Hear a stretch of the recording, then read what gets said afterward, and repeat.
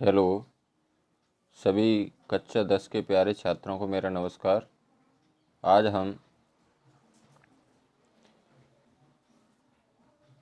लोक शिक्षण संचालनालय मध्य प्रदेश भोपाल, इसमें हम राष्ट्रीय उपलब्धि सर्वेक्षण 2021 प्रथम अभ्यास का प्रश्न पत्र विषय सामाजिक विज्ञान का हल करने की कोशिश करेंगे।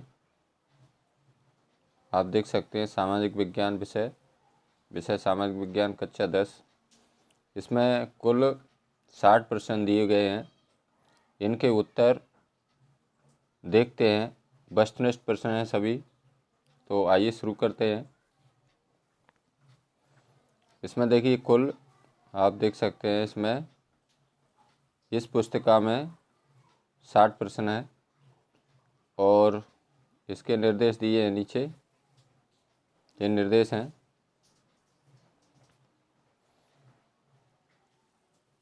प्रत्येक प्रश्न के 4 विकल्प 1, 2, 3, 4 हैं। इनमें से केवल एक ही सही उत्तर है। तो प्रश्न देखते हैं हम।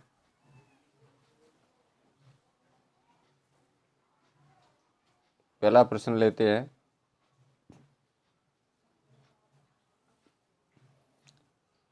मिताली एक मानचित्र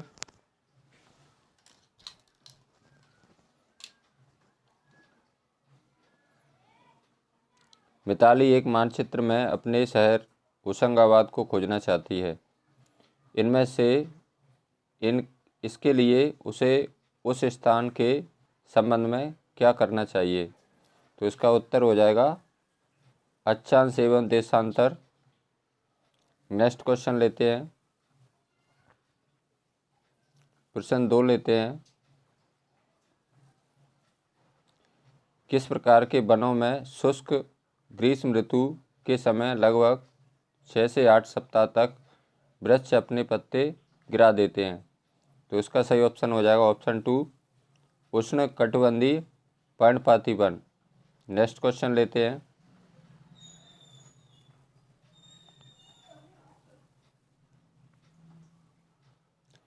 तीसरा प्रश्न लेते हैं। जून के मध्य में पश्चिमी घाट के साथ होने वाली वर्षा का मुख्य कारण है? तो इसका सही उत्तर हो जाएगा ऑप्शन ए उच्चावच लक्षण। नेक्स्ट क्वेश्चन लेते हैं। चौथे नंबर का क्वेश्चन लेते हैं। सूती वस्त्र, रबर, खाद्य तेल, कागज किस प्रकार के उद्योग के उदाहरण हैं? तो इसका सही उत्तर हो जाएगा ऑप्शन ए, पहला ही सही है इसका, कृषि आधारित। नेक्स्ट क्वेश्चन लेते हैं। ये भारत का मानचित्र दिया गया है, आप देख सकते हैं। मानचित्र पर दर्शाई गई आर को पहचानें। अगला प्रश्न है, मानचित्र पर जो भारत का मानचित्र दिया गया है, इसमें आर बना हुआ है, आप देख सकते हैं यहाँ पर। इसको पहचानें। तो इसमें नीचे चलेंगे इसके उत्तर, तो आर का सही उत्तर हो जाएगा, पहला ही ऑप्शन सही है इसका, महानदी। नेक्स्ट क्वेश्चन लेते हैं। इसमें भी मानचित्र दिया है भारत का। अगला प्रश्न 6 है, दिए गए मानचित्र का अवलोकन करें तथा जून से सितंबर के मध्य 20 सेंटीमीटर से कम वर्षा वाले छायांकित क्षेत्र को पहचानें। इसमें आप देख सकते हैं ये छायांकित क्षेत्र दिया है, इसको हमें पहचानना है कि ये कौन सा क्षेत्र है।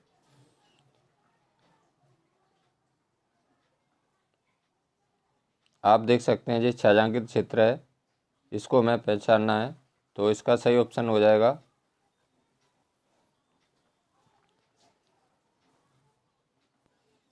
ऑप्शन तीसरा सही है इसका, अरावली पहाड़ी के पश्चिमी किनारे।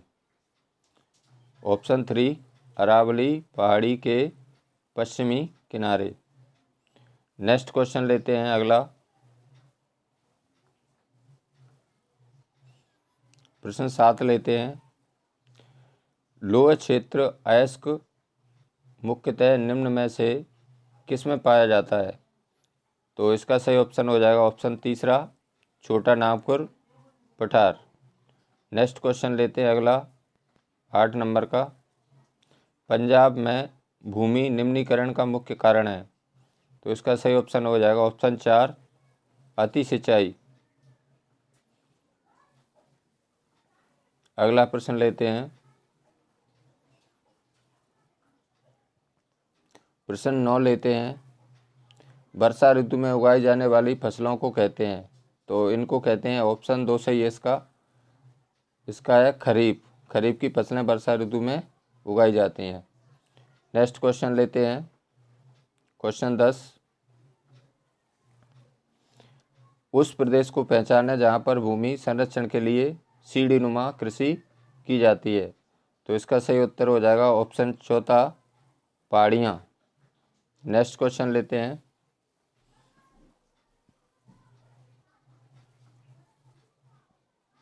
11 नंबर का क्वेश्चन लेते हैं। निम्नलिखित में से कौन से राज्य एवं केंद्र शासित प्रदेश शीत ऋतु में पश्चिमी विक्षोभ के कारण वर्षा प्राप्त करता है? तो इसका सही उत्तर हो जाएगा, पहला ही सही है इसका ऑप्शन, और इसका है पंजाब हरियाणा। नेक्स्ट क्वेश्चन लेते हैं अगला 12 नंबर का। फलीदार फसलों का उदाहरण है। तो इसका सही उत्तर हो जाएगा पहला ही, दालें। आगे चलते हैं।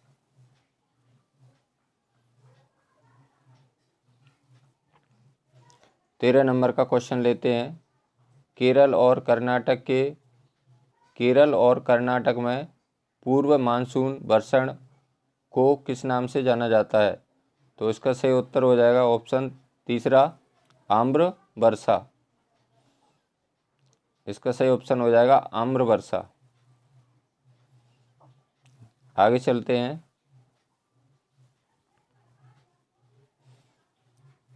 14 नंबर का प्रश्न लेते हैं।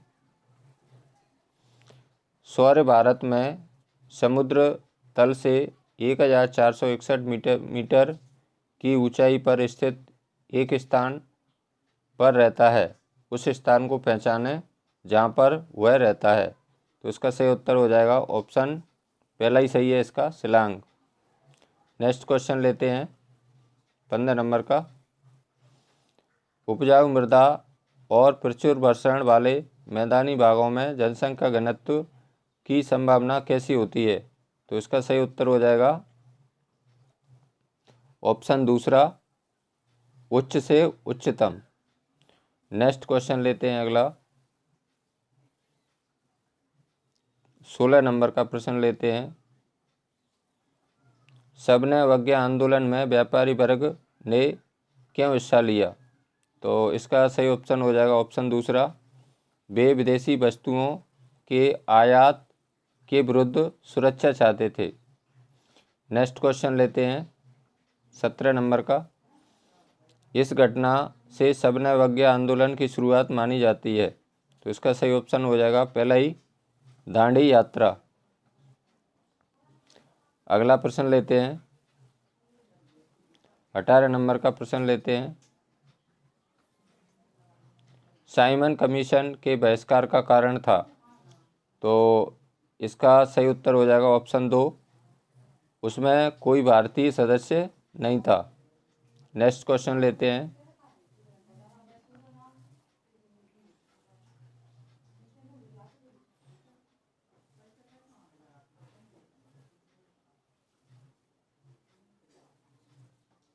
अगला प्रश्न देखिए 19 नंबर का।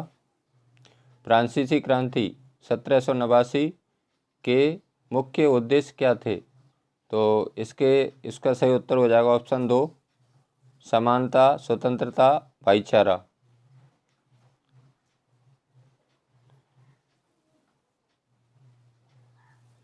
इसका सही उत्तर हो जाएगा समानता, स्वतंत्रता, भाईचारा। आगे चलते हैं। ये देखिए 20 नंबर का प्रश्न देखते हैं। मानचित्र का ध्यान से अध्ययन करें एवं 17वीं शताब्दी के भारत के पश्चिमी के 2 बंदरगाह पहचाने। तो इसमें पश्चिमी के 2 बंदरगाह पहचानना है आपको। ये मानचित्र का अध्ययन करके पश्चिम के 2 बंदरगाह को पहचानना है इसमें। तो इसमें 2 बंदरगाह हैं।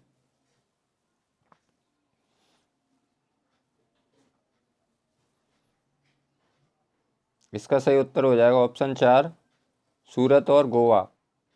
नेक्स्ट क्वेश्चन लेते हैं अगला 21 नंबर का। फ्रांसीसी क्रांति के समय रॉब्सपियरे के शासन ने कानून पास किए। तो इसका सही ऑप्शन हो जाएगा ऑप्शन पहला, मजदूरी और कीमतों की सीमा से संबंधित। अगला क्वेश्चन लेते हैं नेक्स्ट। 22 नंबर का प्रश्न देखते हैं। फ्रांसीसी क्रांति के दौरान किस दार्शनिक ने राजा के दैवी एवं निरंकुश अधिकाटें के संबंध का खंडन किया? तो इसका सही उत्तर हो जाएगा ऑप्शन पहला ही, जॉन लॉक। अगला क्वेश्चन लेते हैं 23 नंबर का। 1929 के कांग्रेस के ऐतिहासिक लाहौर अधिवेशन के अध्यक्ष थे। तो इसका सही उत्तर हो जाएगा ऑप्शन दूसरा, पंडित जवाहरलाल नेहरू। ये हमारे भारत के प्रथम प्रधानमंत्री भी थे।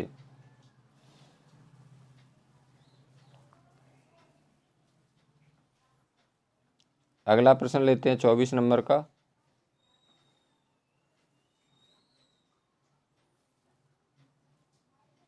का प्रश्न देखिए। गोलमेज सम्मेलन जिसमें कांग्रेस शामिल हुई थी। तो इसका सही उत्तर हो जाएगा ऑप्शन दूसरा, द्वितीय गोलमेज सम्मेलन 1931। नेक्स्ट क्वेश्चन लेते हैं 25 नंबर का। 20वीं सदी की शुरुआत में भारत में राष्ट्रीय आंदोलन का नेतृत्व मुख्यतः, इसमें खालिस्तान दिया है, द्वारा किया गया। तो इसका सही उत्तर हो जाएगा ऑप्शन चौथा, शिक्षित शहरी पुरुष। नेक्स्ट क्वेश्चन लेते हैं अगला। इसमें प्रश्न में थोड़ी सी आप मिस्टेक है, यहाँ पर आप सही कर सकते हैं इसको। सितंबर 1932 में हुए पूना समझौता, लॉर्ड एरविन, इसका एक गलत दिया है इसमें, लॉर्ड एरविन। ये समझौता, इसमें सही उत्तर हो जाएगा इसमें, इसकी लॉर्ड एरविन की जगह हमें क्या करना है, लॉर्ड एरविन की जगह हमें लिखना है डॉक्टर अंबेडकर। डॉक्टर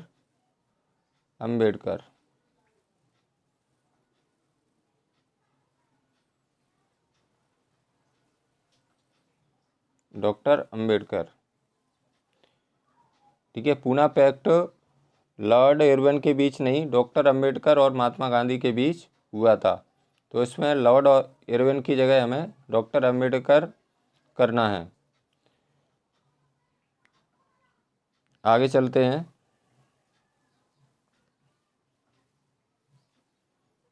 सत्ताईस नंबर का प्रश्न लेते हैं। कांग्रेस ने अपने किस अधिवेशन में पूर्ण स्वराज की औपचारिक मांग रखी? तो इसका हो जाएगा ऑप्शन पहला ही सही है, लाहौर अधिवेशन में। आगे चलते हैं, 28 नंबर का प्रश्न लेते हैं। सबने अवज्ञा आंदोलन के दौरान जन समूहों को किन कार्यक्रमों में भाग लेने के लिए कहा गया? तो इसका सही ऑप्शन हो जाएगा ऑप्शन चौथा, उपरोक्त सभी। नेक्स्ट क्वेश्चन लेते हैं।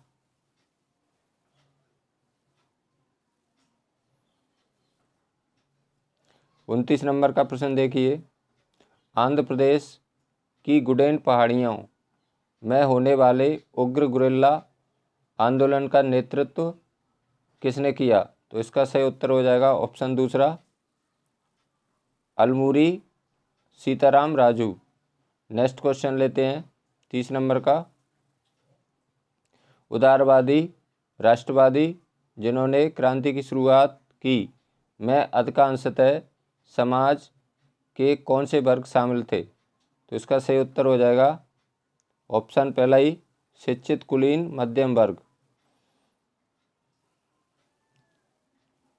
अगला प्रश्न लेते हैं 31 नंबर का।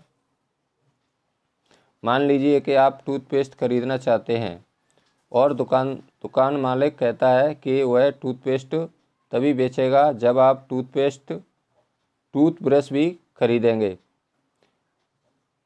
किस अधिकार के अंतर्गत आप टूथपेस्ट खरीद सकते हैं? तो इसका सही उत्तर हो जाएगा ऑप्शन चौथा, चुनने का अधिकार। आगे चलते हैं 32 नंबर का प्रश्न लेते हैं। नौकरी बाजार में एक व्यक्ति की कमाई के दो मुख्य निर्धारक हैं। तो इसका सही उत्तर हो जाएगा ऑप्शन पहला ही सही है इसका, कौशल एवं शिक्षा। नेक्स्ट क्वेश्चन लेते हैं अगला 33 नंबर का। मानव विकास सूचकांक के मापने के लिए निम्न में से कौन एक कसौटी नहीं है? तो इसका सही उत्तर हो जाएगा ऑप्शन चौथा, बेरोजगारी दर। आगे चलते हैं 34 नंबर का प्रश्न लेते हैं। एक देश के लिए धारणीय विकास है। तो इसका सही ऑप्शन हो जाएगा ऑप्शन तीसरा, संसाधनों का न्यायपूर्वक एवं भविष्य उपयोगिता के लिए संरक्षण। अब आप देख सकते हैं ये टेबल दी गई है, इसमें आप इसको ध्यान से देखना है इस टेबल को। इसका आंसर आपको इसी टेबल में मिल जाएगा। थोड़ा सा अब देखिए प्रश्न पढ़ेंगे। एक राज्य की ग्रामीण जनसंख्या की शैक्षिक उपलब्धि से संबंधित नीचे दी गई कल्पित आंकड़ों की तालिका का अवलोकन कीजिए एवं एक विकल्प चुनिए एवं रिक्त स्थानों की पूर्ति कीजिए। अब इसमें प्रश्न है आपका, स्कूल न जाने वाले ग्रामीण बच्चों का प्रतिशत। तो इसमें दिया है, पहले आप देख सकते हैं ऊपर श्रेणी दी है, यहाँ पर पुरुष दिए हैं यहाँ पर, और यहाँ पर महिलाएं प्रतिशत दिया है। अब इसमें ग्रामीण जनसंख्या की साक्षरता दर, इसमें पुरुष कितने हैं 54% है और महिलाएं कितनी है 21% है। ठीक है। और 10 से 14 वर्षीय आयु वर्ग के बच्चों की साक्षरता दर इसमें 69 दिया है और यहाँ 41 दिया है। और इसमें 10 से 14 वर्षीय स्कूल जाने वाले ग्रामीण बच्चों का प्रतिशत 64% दिया है और 34% दिया है। तो इसमें क्या करेंगे हम, हमें पूछा क्या है, आप देख सकते हैं यहाँ पर 10 से 14 वर्षीय स्कूल जाने वाले ग्रामीण बच्चों का प्रतिशत 64-31 दिया है। लेकिन हमें क्या करना है, स्कूल न जाने वाले ग्रामीण बच्चियों का प्रतिशत निकालना है। तो क्या करेंगे हम, 34 में से 100 में से 34 घटा देंगे तो हमारा प्रतिशत इसमें कितना निकलेगा, 66% हमारा प्रतिशत निकल आएगा। यानी कि स्कूल न जाने वाली ग्रामीण बच्चियों का प्रतिशत कितना हो जाएगा, 66%। कैसे निकालेंगे, 100 में से हम क्या करेंगे, 100 में से हम क्या घटा देंगे, 34 घटा देंगे, ये वाले 34, तो हमारा बचेगा कितना, 66%। सही उत्तर हो जाएगा इसका। आगे देखिए 36 नंबर का प्रश्न लेते हैं।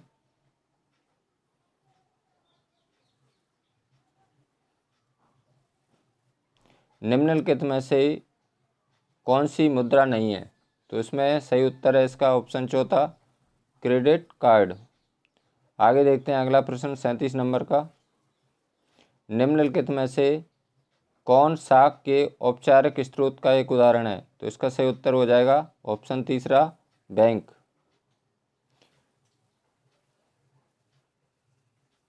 अब इसमें एक पाई चार्ट दिया है, रेखा चित्र। ठीक है, इसमें से 38 और 39 नंबर के दोनों प्रश्नों के उत्तर इसमें छुपे हुए हैं। तो इसके उत्तर हमें इसी रेखा चित्र का अवलोकन इसमें दिया है, नीचे दिए गए रेखा चित्र का अवलोकन कीजिए और 48 तथा 39 का उत्तर दीजिए। इसमें देखिए, यानी व्यापारी कितना है, व्यापारी कितने परसेंट है इसमें, 3% आप देख सकते हैं। संबंधी एवं मित्रगण कितने हैं इसमें, 7%, ठीक है। अन्य कितने हैं इसमें, 7%। और 27% क्या है, सहकारी समितियां हैं। और 25% व्यापारिक बैंक हैं। और 1% क्या है, भूस्वामी है। और 30% साहूकार हैं, ठीक है। तो इसमें आप 38 नंबर का प्रश्न पढ़ेंगे। देखिए इसमें दिया है,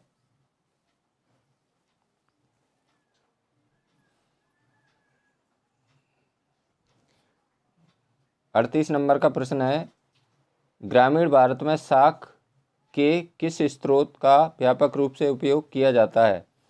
तो ग्रामीण क्षेत्र में आप देख सकते हैं, इसमें सबसे ज़्यादा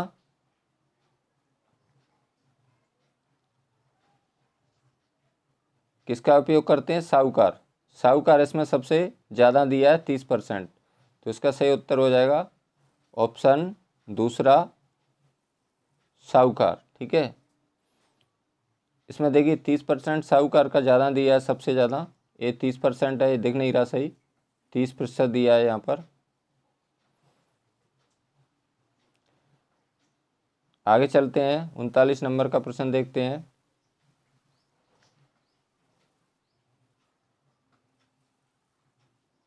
रेखा चित्र के अनुसार अपनी साख आवश्यकताओं के लिए साहूकारों पर निर्भर लोगों का क्या प्रतिशत है। तो इसमें आप देख सकते हैं, इसमें दिया है, पाई चार्ट में देखेंगे, इसमें सबसे ज़्यादा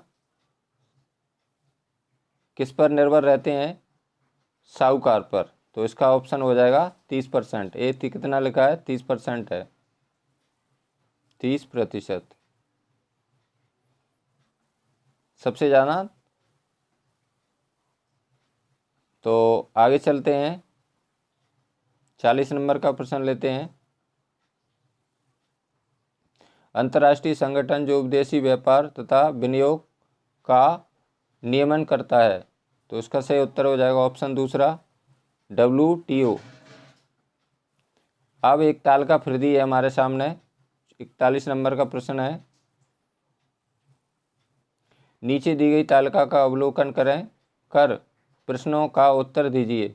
अब इसमें देखिए, गरीबी कुछ चयनित राष्ट्रों की तुलना 2010 से 2013 तक की गई है।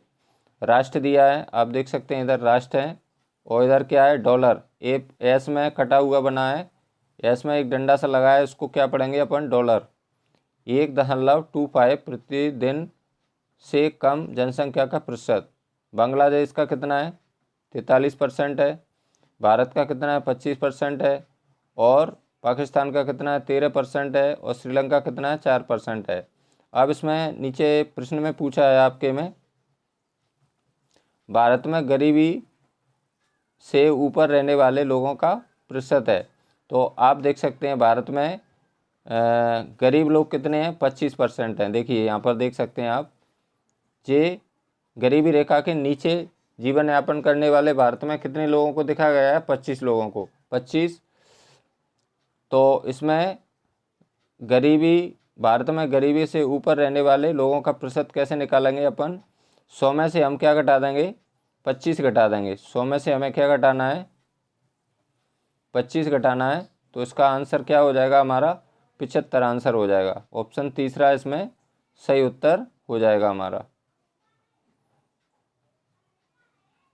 75%। कितने में से घटाएंगे हम, 100 में से हमें क्या घटाना है, 100 में से हमें 25 घटाना है।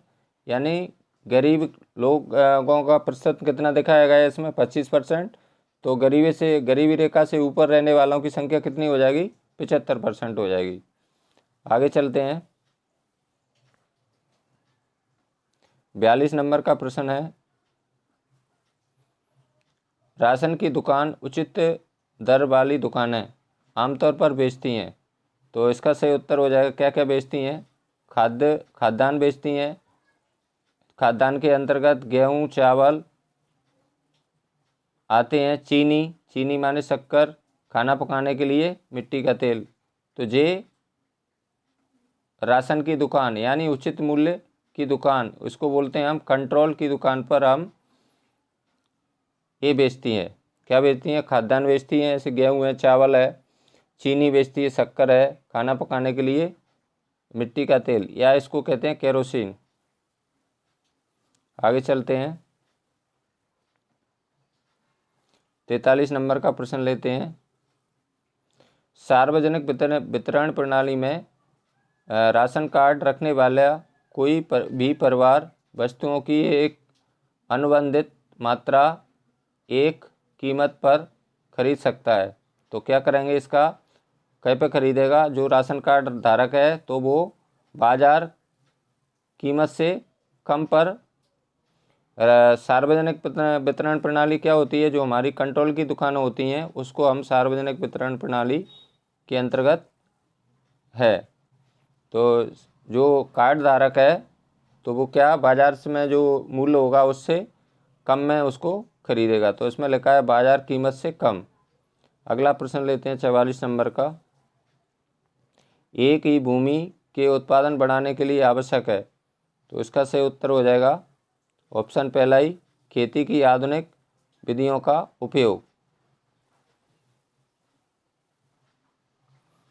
नेक्स्ट क्वेश्चन लेते हैं 45 नंबर का। द्वितीय क्षेत्रक के अंतर्गत आते हैं। तो 3 क्षेत्रों में विभाजित किया गया है। तो इसका सही उत्तर हो जाएगा निर्माण तथा विनिर्माण करना। यानी कि प्राथमिक क्षेत्र के अंतर्गत आते हैं हमारे कृषि या कृषि से संबंधित व्यवसाय। द्वितीय क्षेत्र के अंतर्गत आते हैं हमारे उद्योग, सभी प्रकार के निर्माण कार्य। और तृतीय क्षेत्र में आते हैं हमारे सेवा क्षेत्र। यानी कि इसका सही उत्तर क्या हो जाएगा? निर्माण तथा विनिर्माण करना। अगला प्रश्न लेते हैं 40 नंबर का। रंग भेद की नीति ऐतिहासिक रूप से किस देश से संबंधित है? तो इसका सही ऑप्शन हो जाएगा ऑप्शन चौथा, दक्षिण अफ्रीका। दक्षिण अफ्रीका में रंग भेद यानी काले और गोरे लोगों के बीच में अंतर रखा जाता था। तो इसके लिए वहाँ के जो नेता थे उनका नाम था नेल्सन मंडेला। उनको रंग भेद की नीति, उनने रंग भेद की लड़ाई लड़ी थी और उनको 28 साल तक रोबेन जेल में रखा गया था। उसके बाद में वो जेल से निकलने के बाद में वहाँ के राष्ट्रपति बने। आगे देखिए 47 नंबर का प्रश्न है। कानून का शासन नामक सिद्धांत का अर्थ है। तो इसका सही उत्तर हो जाएगा कानून के समक्ष समानता। नेक्स्ट क्वेश्चन लेते हैं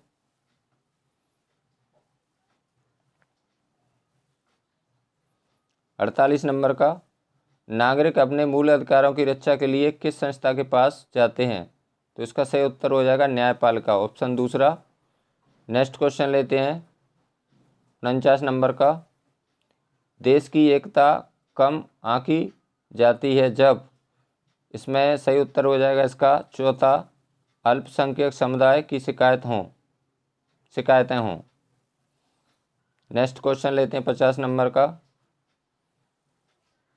निम्नलिखित में से कौन सा प्रजातंत्र का एक परिणाम नहीं है? तो इसका सही उत्तर हो जाएगा ऑप्शन दूसरा, एक तंत्रीय सरकार। अगला प्रश्न लेते हैं 51 नंबर का। प्रजातांत्रिक सरकार के आर्थिक लक्ष्य क्या हैं? तो इसका ऑप्शन हो जाएगा दूसरा सही, लोगों के बीच आर्थिक असमानता को घटाना।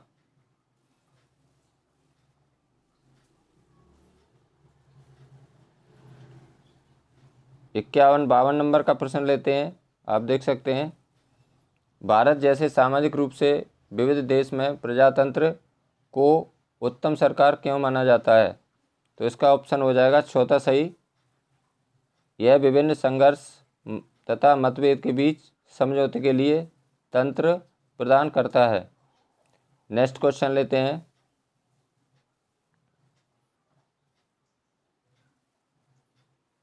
53 नंबर का प्रश्न लेते हैं हम।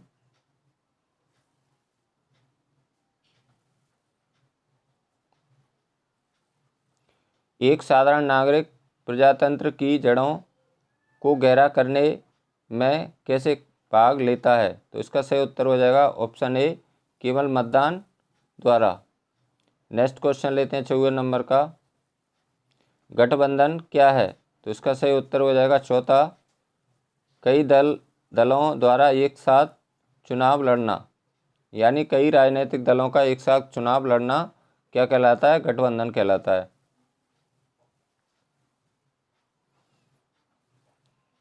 आगे देखिए 55 नंबर का प्रश्न लेते हैं। भारतीय जनता पार्टी किस गठबंधन का नेतृत्व करती है? आप देख सकते हैं 55 नंबर का प्रश्न। तो इसका सही उत्तर हो जाएगा राष्ट्रीय जनतांत्रिक गठबंधन। नेक्स्ट क्वेश्चन लेते हैं अगला 56 नंबर का। निम्न में से कौन सा देश एक दलीय व्यवस्था का उदाहरण है? तो इसका सही उत्तर हो जाएगा ऑप्शन चौथा, चीन। 57 नंबर का प्रश्न लेते हैं। पिछली सदी के दौरान विश्व में किस प्रकार की सरकार की संख्या में वृद्धि हुई है? तो इसका सही उत्तर हो जाएगा ऑप्शन पहला ही, लोकतांत्रिक। आगे चलते हैं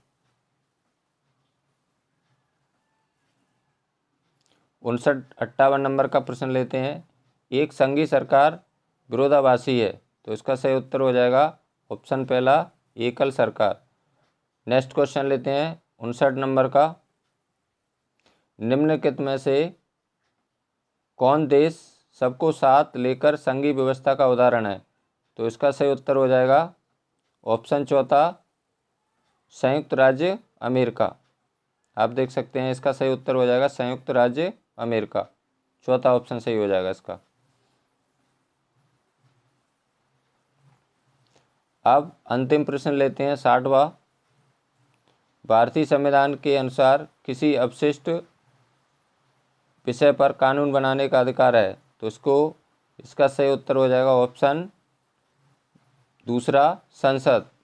भारतीय संविधान के अनुसार किसी अवशिष्ट विषय पर कानून बनाने का अधिकार किसको है? संसद को है। तो इस प्रकार आपके जो NAS यानी कि राष्ट्रीय उपलब्धि सर्वेक्षण के सामाजिक विज्ञान के कक्षा 10वीं के वस्तुनिष्ठ प्रश्न पूरे होते हैं। तो मुझे आशा है कि यह वीडियो आपको ज़रूर पसंद आएगी। बच्चे छात्र हमारे कक्षा 10 के विद्यार्थी हैं, तो वो अपनी पेन और कॉपी में इन प्रश्नों को उत्तर सहित सभी नोट कर लें और इनको एक आध बार, कम से कम 1-2 बार इस वीडियो को देख लें, जिससे वे उनके उत्तर एकदम क्लियर हो जाएं। तो मुझे आशा है कि यह वीडियो आपको ज़रूर पसंद आएगी। यदि आपको यह वीडियो अच्छी लगी हो तो लाइक करें, अपने मित्रों के साथ शेयर करें, और यदि आप मेरे चैनल पर नए हैं तो मेरे चैनल को प्लीज़ सब्सक्राइब ज़रूर करें, जिससे कि मेरी वीडियो का हर अपडेट आप तक पहुंच सके। धन्यवाद। सभी को मेरा नमस्कार। थैंक्स, बहुत बहुत धन्यवाद।